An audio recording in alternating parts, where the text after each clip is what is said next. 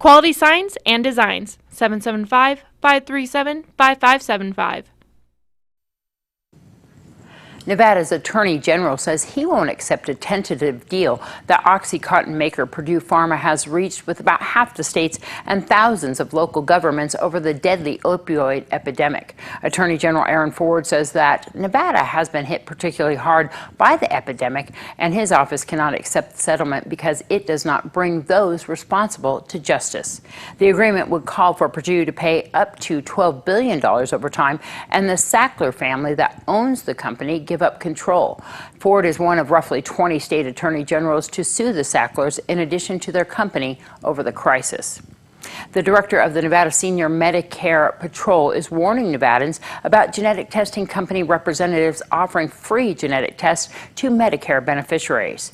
These tests can be done and referred to as a DNA screening, cancer screening, or hereditary testing. And the company representatives go door to door or visit senior centers, senior housing, veterans events, health fairs, and other locations where people can gather to convince them to let them take a cheap swab for testing.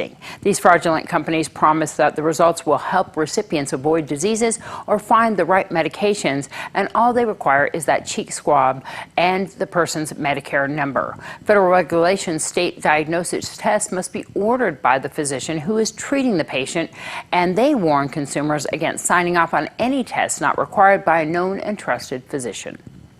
Well, Nevada Attorney General Aaron D. Ford is warning consumers about a growing phone scam. In many cases, the scammers spoof the Social Security Administration's caller ID to appear legitimate, though in every instance, the scammers are after personal information. One variation of the scam has the caller claim the victim's Social Security number has been blocked, canceled, or suspended because it was linked to suspicious activity. Then the caller asks the victim to pay to reactivate it or receive a new Social Security number. Another variation, the caller claims that the victim's Social Security number was used to apply for credit cards and the victim is in danger of losing benefits. The caller asks the victim to verify their Social Security number. The Federal Trade Commission has reported over $17 million in losses this year alone resulting from this scam. There have been nearly 73,000 reports about this scam in the first 6 months of 2019. Anyone who receives a call they think is a scam should hang up and report it to the Social Security Administration's Office of the Inspector General or to the Federal Trade Commission. Well, according to the Department of Employment, Training and Rehabilitation's August 2019 Economic Sub-State Report, statewide jobs increased by 3.0%, a gain of 42,100 new jobs added since August of last year. During the same period, Reno Metropolitan Statistical Area added jobs at the rate of 6.1%, while Las Vegas and Carson City grew by 1.8% and 3.7%, respectively.